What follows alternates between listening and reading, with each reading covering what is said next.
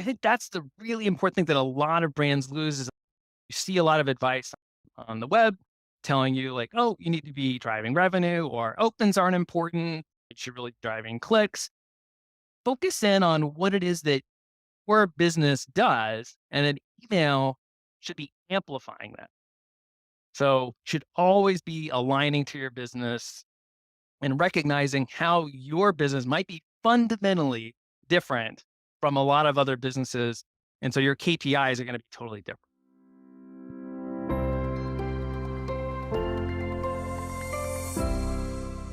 Hi, and welcome to the 91 Day Success Podcast. I'm Jonathan, and I am thrilled today to be sitting here with Chad White. Chad is one of the foremost email marketing experts that I know of. And candidly, I met Chad online and had the opportunity to read a couple of his books, and I was so impressed that I wanted to bring him onto the podcast to introduce him to you guys and give you a chance to learn some of just the tremendous insights that Chad has as it comes to email marketing. Chad, instead of me telling him about you, if you would take a moment and give us the elevator pitch of who is Chad White and how did you get to where you are today? And why should we listen to you when it comes to email marketing? Sure. First, thanks for having me on the podcast. I'm very happy to be here. So, my name is Chad White. I'm the head of research at Oracle Marketing Consulting. It's a global full service digital marketing agency. And my role there is dual facing. I get to help a lot of our clients and help our consultants help our clients. But then I also get to do a lot of content marketing and thought leadership, getting our thoughts and opinions out into the marketplace because we're a people business and we're an idea business. And I'm super privileged to be able to stand on the shoulders of tons of other super smart people and work with them to mold a collective sort of point of view and to get ideas out there. And in our space, we do a ton of work in email marketing, but we also do some other digital marketing work as well. And there's just been a tremendous amount of change that's been thrown at us over the years. And that's a thing that really gets me excited. So my s- my initial professional career was I was a journalist, I was a reporter and a managing editor at Dow Jones and at Condé Nast. And I think I still have that sort of journalist mentality. I'm always looking for the next new story, the new wrinkle, the thing that's different to help folks do a better job. And for me, my transition from journalism into the marketing space was back in the mid 2000s when my brother started a blog. And being a younger, competitive brother, I said, if my brother can do it, I can do it, and I'll try to do it even better. So I started this thing called the Retail Email Blog, and I started following over 100 of the top online retailers' email marketing programs and blogging about what they were doing every day, essentially like 6 days a week. And I did that for 8.5 years. And that was how I got into the email marketing space and really seeped into it. I was doing some email stuff before that. So obviously I had an interest, but that was really how I got into it. And I think it goes to that idea of the 10,000 hours. I used to Hmm. joke that look at 100,000 emails and you'll know a lot about email marketing and get really good idea about what works, what doesn't work, what's a good design, what's good messaging. And and so that was my entree into the field and very quickly got plugged into a lot of consultants and doing a lot of research and never looked back. A great, it's an awesome move. For me, that happened just very organically. But yeah, that's how I got into it and what I've been doing. And along the way, wrote some books about email marketing, which is a whole different story, which I'm also happy to talk about. And actually, it's one of the things I was going to ask you about. So, how did you transition, Chad, from that role as a consultant into an author? Because your current email marketing books are certainly not your first and the only ones. How do you make that transition? And I think I know why you're updating them regularly, but if you can tell the audience, why is it so important that you're updating them as frequently as you are? Yeah. So honestly, the books organically rose out of what I was doing. And they're the catalyst. was that I was really ticked off. People started saying this thing like back in 2011, 2010. They started saying this thing that like best practices are the practices that are best for your business and things like that, that I like just intensely disagree with. I believe firmly that best practices sort of exist at the industry level. That these are sort Absolutely. of like the crowd wisdom. This is especially in the email marketing space, it's determined by what consumers think is generally best and also what inbox providers believe is generally best. So you've got a lot of constituents to deal with. And then what your peers are doing. Like all of that creates this sort of group think about how things should be, how things should work. And I got really ticked off that people were like really dissing best practices and making it sound like you can just do whatever you want. Because, well, you absolutely can do whatever you want. You have to recognize that some of the things you do go against the grain of what consumers expect, what inbox providers expect, what regulators expect. So that is like super important. So that was my motivation to first write the first edition of email marketing rules, and that was back in 2013, so 10 years ago. And I had some advantages in that I, in my previous life, had worked at a couple of book publishers. I was kind of familiar with how book publishing works. And so that gave me a lot of confidence to do it. But your other question is why have I updated it? And there Yeah. it's twofold. So yeah, I have done 4 editions now. So just last month released the fourth edition of email marketing rules, which is now a 2 volume set, just chock full of greatness, very comprehensive.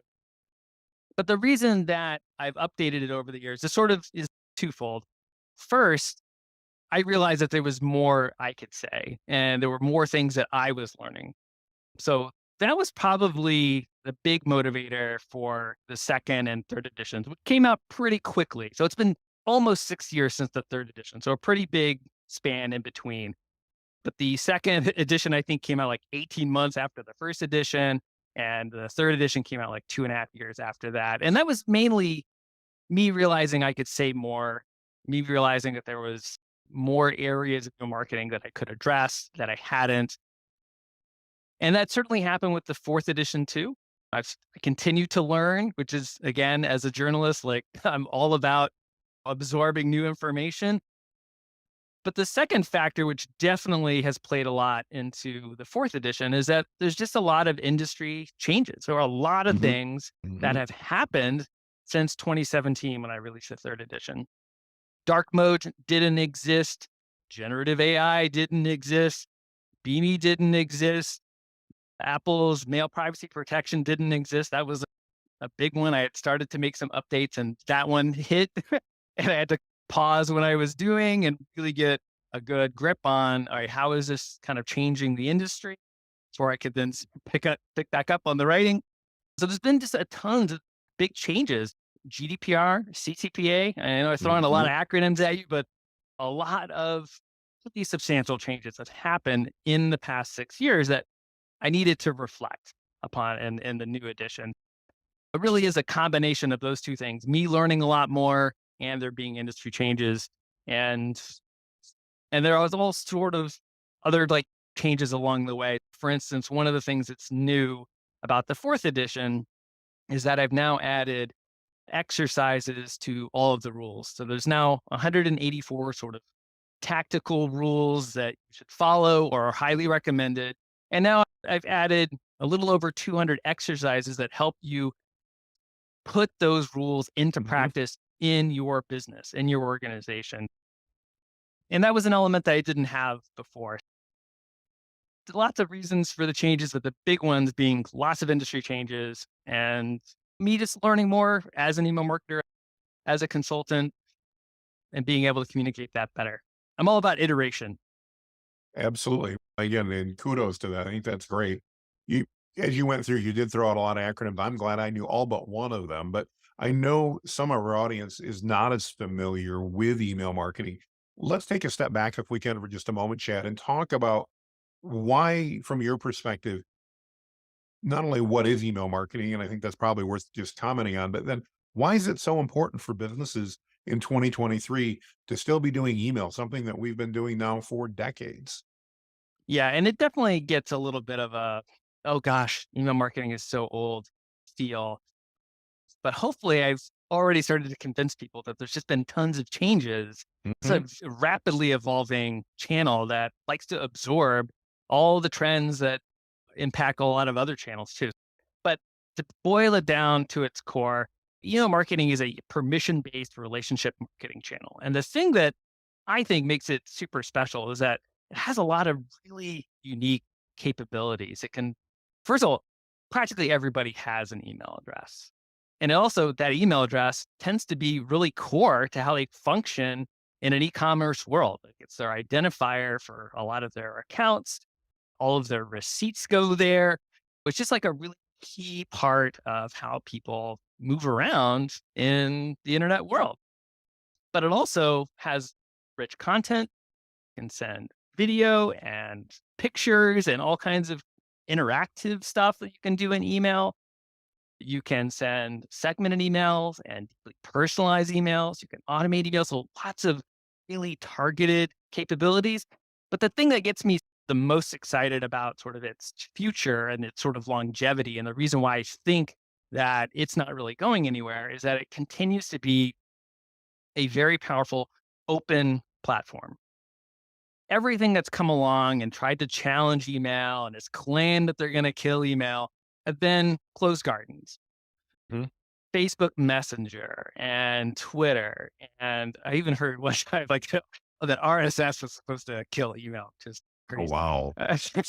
Uh, and Slack, which said that they were going to kill email. All these things are closed systems that are owned and operated by one company. And email marketing doesn't work that way, or the email channel doesn't work that way. Apple, Gmail, Microsoft, Yahoo, and then around the world, tons of other brands have collective control over this channel. And that makes it really stable and really inexpensive to access, which is super key. So the rules don't change a ton compared to other channels. We see right now Twitter changing the rules practically Mhm. every day, how it's going to Mhm. operate. And it's caused a lot of brands to rethink how they even, if they even want to be on Twitter. And some of them are walking away from 10 plus years of investment in that channel, which is rough, really rough. And so I think email marketing is amazing in that it is so much more stable. And for individuals, it's a great place to invest themselves because it's likely to be around for a long time to come, unlike a lot of these closed gardens, No, small it's gardens. yeah, really good explanation. I know for years, Chad, I've been telling our customers that email marketing probably has the best return on investment of any of your marketing simply because it is low cost. But that always brings up the question about what should we be measuring to measure the success of an email marketing campaign, and what metrics should a business be paying attention to? Yeah. So I want to go back to your statement about ROI because I Sure. do think that's really important. This is something that I think a lot of folks in the email marketing industry love to just wave around like a very proud flag. And it is something that we should be proud of, but I think sometimes we give like way too much meaning to it. In general, you're probably going to see that folks say that you get like a 40 to 1 return or a 36 to 1 return on your email marketing investment. So for every dollar you invest, you get 36 back, something like that. Some people brag of having programs that generate $100 for Mhm. every $1 they invest. And my general sentiment when I see that waved around is, first of all, it should give great confidence that this is a really good channel to invest in, especially when you compare it to things like radio or Uh-huh. television, where the returns are way lower, put it mildly. But I think the thing that makes me really sad is that people settle for that. And Oh, that's a good point.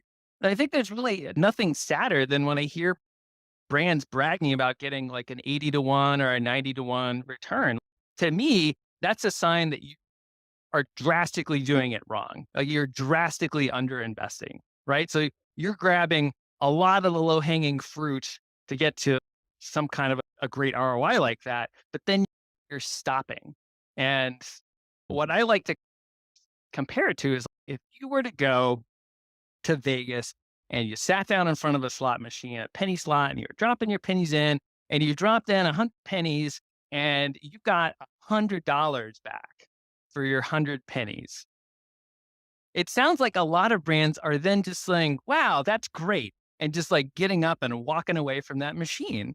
And but I would argue that you should keep your butt planted in that machine and be investing more and more until that return comes down to something much more reasonable in terms of marketing terms. Drive that down to $20 for every dollar invested. And so do more of that long tail work, more optimizing, more testing that will generate these incremental returns that maybe are not as great as you were getting at 100 to 1, but drive to the other side of that ROI curve. So I think that's one of the things that people just chronically get wrong about email marketing is that they settle for good enough. That Hmm. they settle for this is so much better than some of our other channels. Let's stop here. And I think there's just so much more that we could do to make these experiences way better. So I wanted so A that great rant insight. that Great rant done. insight. But let No, me get good, back good to one. like you were talking about metrics Yeah, and yeah, metrics. Yeah. what should people do? So I think here is another place where a lot of brands get very confused because they lose themselves. They lose what their business goals are. And in my mind, there's really four big sort of buckets of businesses that operate in the email marketing space. So there's revenue driven businesses. So those are like retailers. Like their email programs should be trying to drive purchases, more revenue. And so that's one. There's B2B brands. They're generally trying to drive leads. That's a completely different mechanism. They're trying to like drive up their lead scores and then warm people up to the point where they can hand them off to a salesperson. So that's a completely different mode of operating. There's subscription based services and SaaS companies. Mhm. Their main thing is they want to retain people, right? Their businesses run on retention. That's where almost all the money is. Acquisition, tiny. So for very young companies, all about retention. That's different metrics entirely that you would want to use to make sure you're retaining people. And then the fourth business model is what I would call like engagement based programs. And that's things like media companies and CPG companies where they're either advertising driven or their businesses, their email program is separate from the points of fulfillment. So again, CPG companies are like a really good one. Yep. They're not direct Absolutely. selling. So their metrics are different. And so I think that's the really important thing that a lot of brands lose is you see a lot of advice on the web telling you like, oh, you need to be driving revenue or opens aren't important. You should really be driving clicks. Focus in on what it is that your business does, and then email should be amplifying that. So should always be aligning to your business and recognizing how your business might be fundamentally different from a lot of other businesses. And so your KPIs are going to be totally different. That's really good points. And I appreciate your perspective on that. I admit I have not thought of a lot of that. I've never really given thought back to what you were talking about, the difference between the customers. That we tend to work with similar customers all the time. And therefore we don't think about that. You're right. Totally different objectives depending upon what type of model you're at and where you're at. That brings to mind, I know some people that are watching right now are going, okay, this is all great. I love it. Email marketing. It sounds like I can get a great return, but what do I do? How do I use it to build relationships? How do I use it to increase that customer engagement? Any quick hints or ideas that you think the average business could benefit from their chat? Yeah. So again, I do think it goes back to those four big Sure. buckets of business models, really understanding what it is you're trying to accomplish. If you're a retailer or an e-commerce company, you're trying to drive that next purchase. And if you do some analysis, you probably have some very concrete goals about around what makes a good customer, right? You'll try to find those behaviors that separate like an okay customer or a one-time customer from a great repeat customer. And email marketing can be fantastic at nudging on those behaviors to try to flip people from what would be a one-time customer into a strong multi-time customer, and figuring out what it is for different customers that come in through different acquisition sources, understand what it is that you need to do. But I think more generally speaking, it's about understanding their needs on an ongoing basis. I'm a big believer that email marketing is a dialogue or should be a dialogue. I think there Mhm. are some mail streams where it makes sense just to give everybody the same thing. Some media companies, everybody should get the same thing, especially if it's very tailored. But in general, I feel very strongly that email marketing is a dialogue. And so you should be paying attention to how your individual subscribers are responding to your messages, and then look for opportunities to then extend their interests. So if they're clicking on certain kinds of content in your emails, you give them more of that, or you send them a segmented email or an automated email that then extends that conversation in the direction that they've expressed an interest in. With things like B2B brands, you get more successful by understanding what are those things that create interest, what goes takes a cold lead, makes them warm, makes them hot. What are those various things? And using your email program to try to nudge people in that direction, respecting that everybody has their own sort of path that they're going to Mhm. choose, but always presenting those different paths. So having things like a high consideration and a low consideration CTA. So like a low consideration CTA would be to like watch a video maybe, whereas a high consideration CTA would be like to book a demo or book a meeting. Right. So Yep. always feeling people out with your messaging to see where are they. That's the super important thing, is to use email to figure out where is the subscriber right now? How can I meet them where they are and use my next message to further that relationship? Oh, no, it's so interesting to chat about that. It makes me think of the old days of personalization. I know you and I talked a little bit up front about that. Personalization used to mean I was going to put hi Jonathan or hi Chad at the beginning of the email, and that was personalization. And Yes. nowadays, with the tools that are available, even to people that don't have a lot through the email automation tools and things like that, the ability to say, okay, if somebody watches this video, I want to move them into this campaign, or if somebody clicks on this link, I want to send them more information about that. The tools that are available just so far surpass that, and I think make that whole process of engagement more real for a business, because we can personalize that interaction, and like you said, make it more of a dialogue. So I love that. That's great. Yeah, and we're And still early days on oh yeah. personalization. I feel like we've been talking about this for so long, and John, you're completely right. It used to be that the word personalization in email marketing meant putting someone's first name in Yep. the email message. We've evolved so far beyond that, and we're just begun. The personalization opportunities in the future are still just enormous and growing. So that's one of the areas I think is really interesting. I guess the other thing I would say about personalization is that I like to talk about big P personalization and small p personalization. I feel like this is a word that has become a little stretched. And Makes so, like, sense. true personalization is when you are tailoring the content of your messages in some way. You're changing up the content for a particular subscriber. So, yeah, it could be a first name mail merge, but probably is something like product recommendations or content recommendations tailored to that individual. It could mean that you're putting in different content blocks. It could mean that you have a dashboard that has their reward points in there, or their status as a airline customer, or whatever it might be.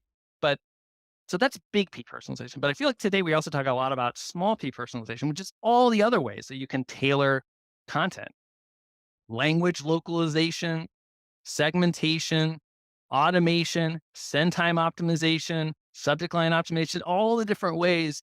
And certainly with things like generative AI now coming onto the scene, there's folks Hmm. talking about, oh, geez, can we personalize the vernacular of our messages so that they connect with the vernacular that our subscriber uses based on like their communications with our support team or other types of like communications we have from them, which I'm not saying it's a good thing to do necessarily, but those are the kinds of things that we're now talking about having the potential to be able to do. And then we just need to eventually test and see if that moves the needle or if it's just mega creepy. Oh, no, but I think you're right. I think AI is going to really bring some tremendous new opportunities. Some of those will work really well. Some of those will fall flat. But I think we're definitely entering an era where we're going to see a lot more uniqueness coming through in our email as companies are trying to figure out how does this generative AI allow me to customize those messages in a way that resonates, whether it's using, like you said, their vernacular or just terms about as simple as the city that I live in. If I can reference something that's happening or about that city because I know where they're at, and AI can do that automatically, how much does that make a better connection? I don't know the answer, but I think we're going to see a lot of trial and error there in the near future. Definitely right. I'm more optimistic about generative AI in other capacities, Mhm. being like an assistant for writing or doing some adaptation of writing. Yep, So personalizing to industry or things like that. But I feel like a lot of it will be done like behind the scenes in the email absolutely. marketer's hands and not necessarily. And the way I keep hearing it talked about is though ChatGPT is going to be writing the email based on some prompts and you'll send that out like sight unseen. I don't think that's actually going to be common anytime soon, but there's tremendous potential and obviously just like ungodly amount of money being invested in these tools Oh right now. yeah, I mean, Microsoft alone investing over $10 10 billion billion. was it? Yeah. And that's just their latest round. I it's really fascinating to see how the capabilities grow and also how the business models mature. I think that's the other thing that people are thrown off by. They think that ChatGPT is going Absolutely. to be free or low cost forever. I don't think that's true. I mean, maybe ChatGPT free will continue to be free for a long time, but while they continue to move on to the other iterations, Yeah, that could be possible. But I don't yeah, think that's the tool that people are going to want to use when ChatGPT 7 is out. yeah. I'll compare it to my iPhone. That iPhone 7 was great when it came out, and it's really expensive to buy a refurb one nowadays, but it doesn't compare with the 14. And if you want those features, it's going to cost some more money. No, I think you're Yep. absolutely right. Chad, what type of mistakes do you see businesses making regularly with their email marketing? And are there any two or three things that they should be looking to avoid when it comes to those mistakes? Yeah. So we've already talked a little bit about like the ROI, Yeah, and that's a good I, one. I feel like probably the biggest mistake that everybody makes is that they underinvest. But I Mhm. feel like I've already banged on that nail quite a lot. That's I good think though. I think the second thing I would say is that they misunderstand how to use metrics or they misunderstand what the metrics are telling them. And I think one of the like, for me, one of my biggest bugaboos is using open rates to judge the success of a subject line. Lots of email marketers think that is what you should be doing because they want to optimize the funnel in stages, right? So they want to Mhm. say, oh, you're getting the email, you're looking at the envelope content, and that subject line is super important. Let me optimize that so I can maximize the number of openers that I get, right? And then I'll move on and I'll optimize the body content and maximize the number of clickers coming through. And then I'll maximize the landing page to maximize conversions. And the flaw in that thinking is that it doesn't operate in separate stages. It's all one funnel. And so who enters the top of that funnel is absolutely critical to what happens at the bottom of the funnel. Don't want merely curious people opening up your email.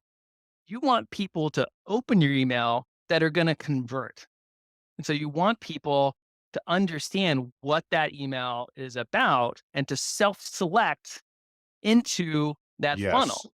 Yes. And so you want good alignment all the way down. And when you optimize for opens, it causes you to engage in behaviors that go after curious people. So your subject lines start to get vague, they start to get clever. Yeah. Oh, I And love that, Chad, because we even talk about clients that in their general marketing. Get people to select out of your offer, because if you can get the people that are not as qualified to select out of your offer, even if you're, like you said, your open rate's lower, if I can get 80% of those opens to convert, and it was half as many people that opened it when I got 10% to convert, I still won. The business did better. We got more conversions. We got more sales. That's just absolute gold. Thank you for sharing that.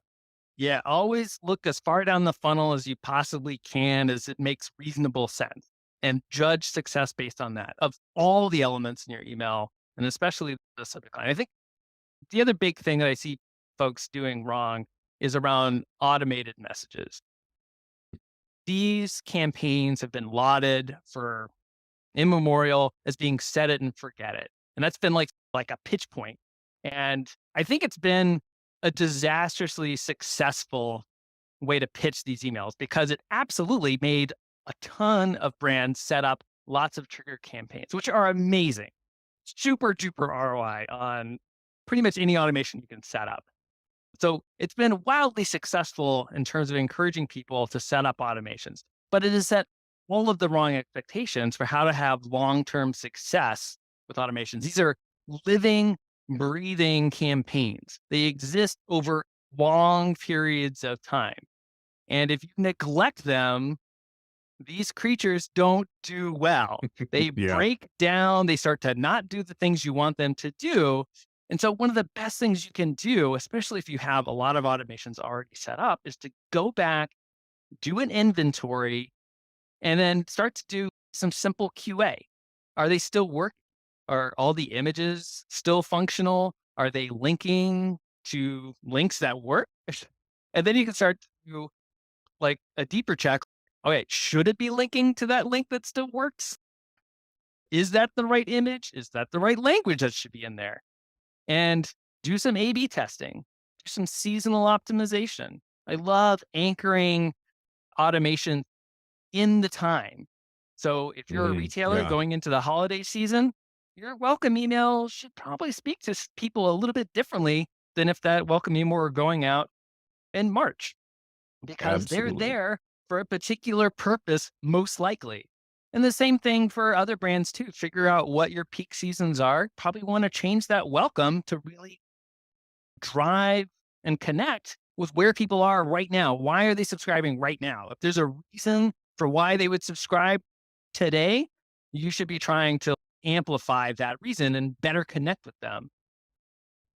So lots of opportunities to optimize, to seasonally optimize, to do those A/B testing, and to just generally keep on top of these messages to make sure that they're really doing what you want them to do. And I think a lot of brands had a big wake up call in the early months of the pandemic when they realized that some of these automations were saying things that were suddenly very insensitive or not on brand or not connecting where Absolutely. people were.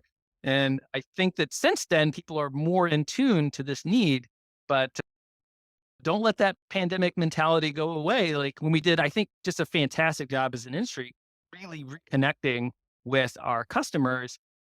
Don't lose that.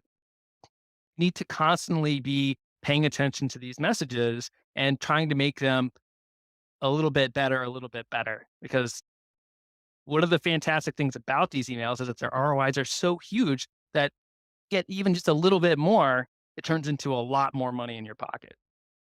Oh, great advice. One other, I've got a couple other questions, but one that I've been waiting to ask for a long time, and it's something I hear from almost every customer that I talk to in the marketing business wants to know. How do I get my emails to show up in their inbox and not their spam folders? Do you have any insights at all to help the average business owner and people like me to go, Yeah, I know there's a lot of technical things to do, but at the end of the day, what should we be doing to make sure that these messages are ending up in their inbox? Yeah, so there definitely are a lot of technical things to do. Things like authentication, super Yep. duper important.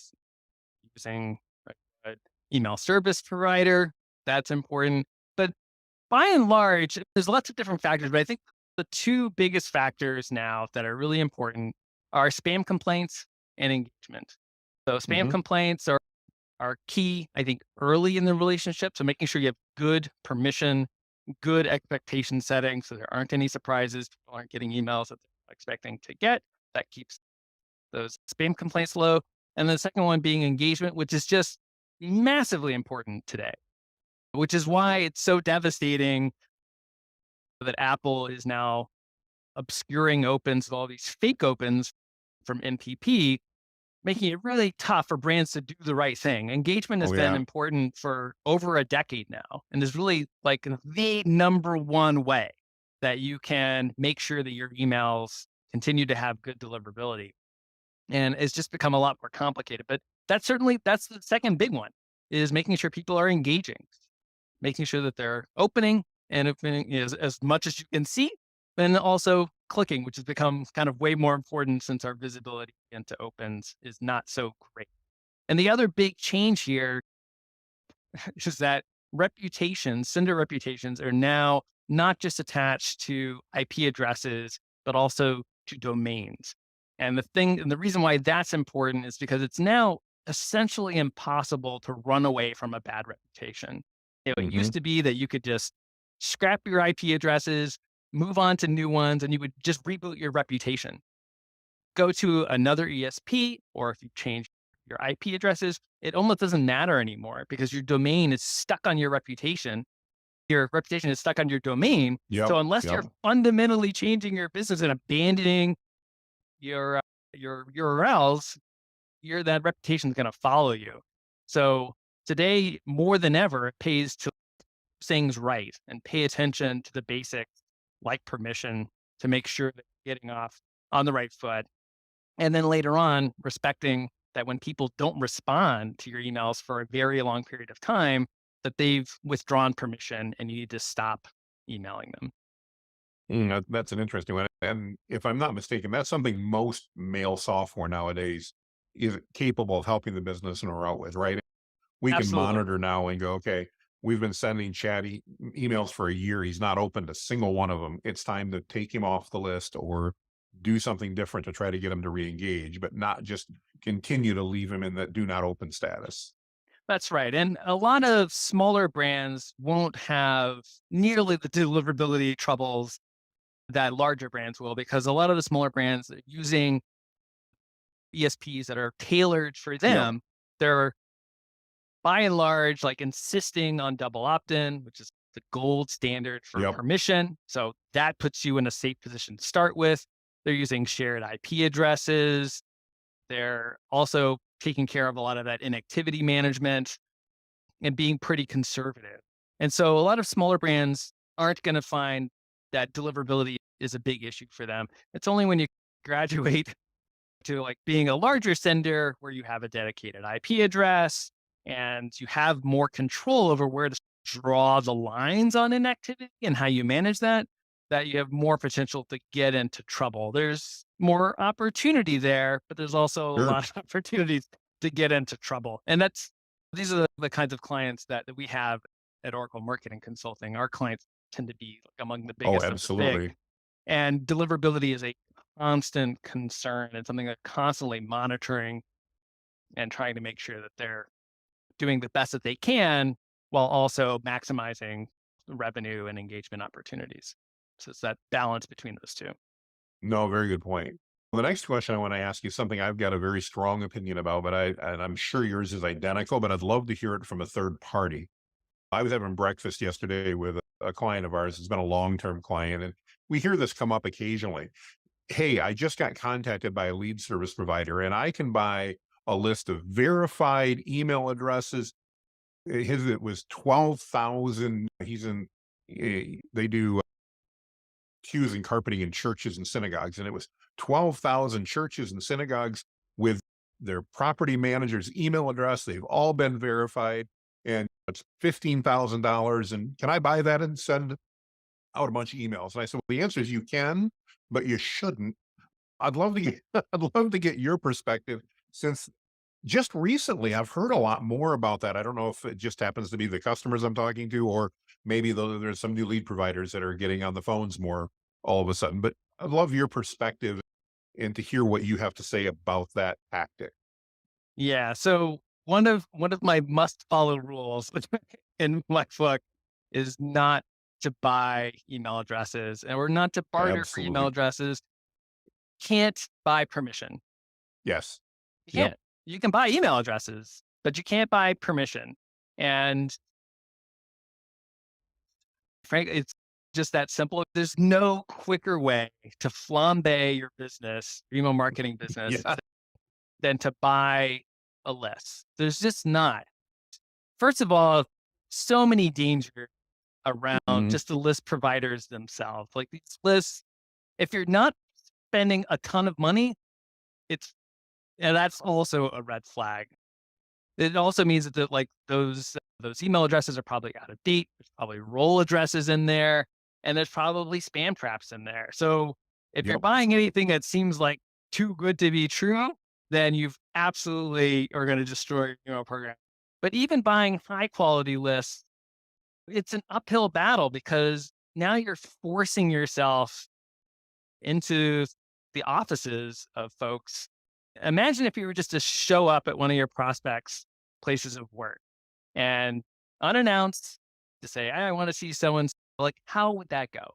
It would not go well, right? And Poorly. that's Yeah. exactly, yeah, very poorly. And that's exactly how it's going to go when you buy even a high quality list that isn't full of all kinds of dangerous email addresses. You're still like, you're starting off on exactly the wrong foot because you've made it all about you and your needs and not about the other person that you're trying to approach. Now, Well, and I I think I will say that one of the things that's different here is that there are lots of opportunities, and especially in America, to still do cold outreach, right? It's sure. not illegal to find someone's email address on a website or on LinkedIn and reach out to them. Reached out to me. Sure. I didn't That's know how you and you. I connected. Yeah, Right. absolutely. And that's totally fine. That's fine everywhere. And just to be clear. So it's only like bulk bulk emailing folks that don't have permission to send, that's where it's problematic. But that one-to-one cold outreach is totally fine. That's totally fine. And so just to make sure that we're talking about the same thing, but it's when you do it in bulk, especially with purchases, that's when you start to get into major trouble. And I'll also say that here in America, it is not illegal to do that, as you pointed out. I do think eventually it will. I Yeah, don't I think that agree. it's too far in the future. This has been like a long brewing problem. We're now so out of sync with how Europe and the rest of the world functions that it's only a matter of time that it is going to be illegal in the US to buy lists and permission will be preeminent like it is in other developed first world Right. nations. Yeah. What I'd say to people is yes, it's legal now. You could do that, but why not use this time to get really good at permission based email marketing? Because eventually that's the only email marketing there's going to be. But I think the other point you made that I really like, Chad, is that you talked about when we buy a list like that and we try to bulk send it out, it's really all about us. We're not focusing on that consumer and the customer. And at the end of the day, if we're not focused on them, they're not going to engage with us. They're not going to be working with us. We need to spend that time. Even though different when I reached out to you, although it was definitely cold, I still took enough time to read your books, read your blog, know what was going on. It didn't take tons of time, but it definitely, if we invested as a business a half hour into every single person we did cold outreach to, we'd get a lot different result than if we would if we buy a list and we invest a half hour in 15,000 contacts and that was only to import them into our system. So I think That was really insightful from my mind. I think it's great to hear you. It really is about where is your focus and what are you focused on. So And it becomes incredibly obvious in these messages. I get, as you might imagine, not only a lot of cold outreach, but a lot of cold bulk outreach. And now, sure, granted, I'm in the email marketing space, so I think my sniffing is better than maybe the average probably, yeah, person's, but it's blatantly obvious. And people, I think, in general, are really smart. I think sometimes we're incredibly insulting to people's intelligence. People are really smart. They know what it looks like when you're trying and when you're not. They yeah, know. And it's not going to have success with that kind of way of operating. no, totally agree. Jed, I am so grateful for all the wisdom you shared, and I could probably go on for another hour with you. In fact, I may reach out and ask you to come back. So I've got a lot of other questions, but I want to respect your time. And I told you we'd take less than an hour and our audience's time. I would like to ask you one more question though before we end. And you may want to address this a little different than some of my other guest asks, because I know you're really in that consultant's role. But we call it the 91 Day Success Podcast because we know a lot of our entrepreneurs and business leaders that are with us are thinking about either starting new ventures or maybe in some cases going from management out on their own or whatever. And the question we ask is real simple. If you had to start over, and again, you may want to treat this as a consulting advice, you had everything you have today except for your network of people, and you only had $1,000. What would you focus on in the first 3 months, the first 91 days to start building up a successful business?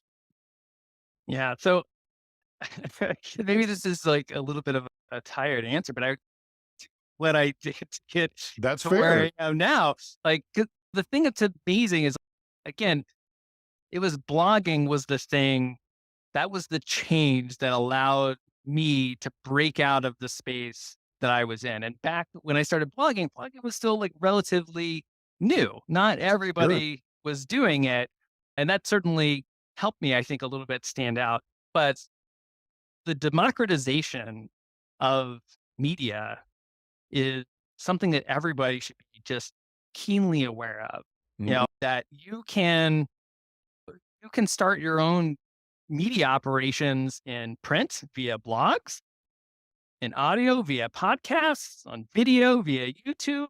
You have just tons of mechanisms to get yourself out and to build a name for yourself and to create a brand for yourself and for whatever business you want to run.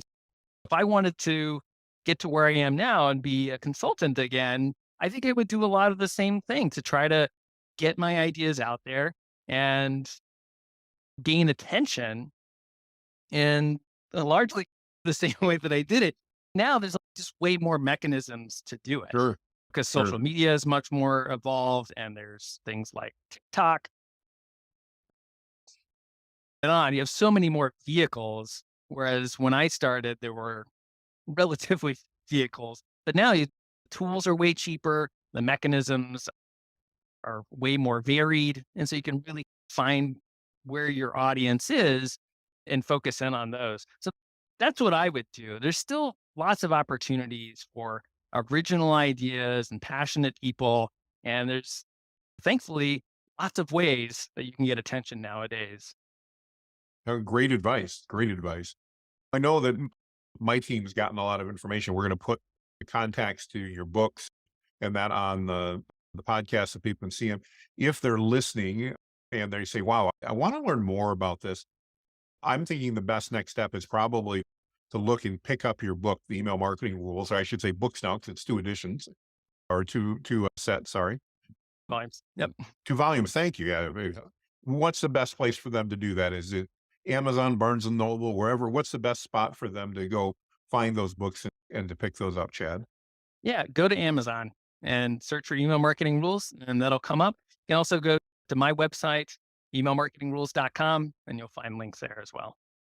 Yeah, and if you are interested, I want to encourage you, if you've found Chad's advice interesting, you want to learn how to maybe do better with email marketing for your business, Chad's got an amazing blog. I also follow him on Twitter, and he shares some just amazing value there. Connect with him there, buy the book. you'll be making dramatic investment in your business. And Chad just shares this in a way, and especially in his latest volume, making it really easy to put this into practice through the exercise that he's given and all that. Highly recommend it. So, Chad, thank you again for being willing to join us today, spending time on the podcast. We really appreciate it. Any final words from you? No, thanks for having me. I really appreciate it. Great conversation. I'd be happy to come back. I appreciate it. I'll definitely reach out because I've got some more questions. If you stuck with us through the whole podcast, I want to thank you for listening and watching the podcast. If you know of any business leaders or experts like Chad that you'd like us to interview, refer them over to us or make a connection. We'd love to reach out, just like I reached out to Chad and said, "Hey, let's bring you on and tell your story." So with that, everybody, make it a great day, and we'll see you on the other side.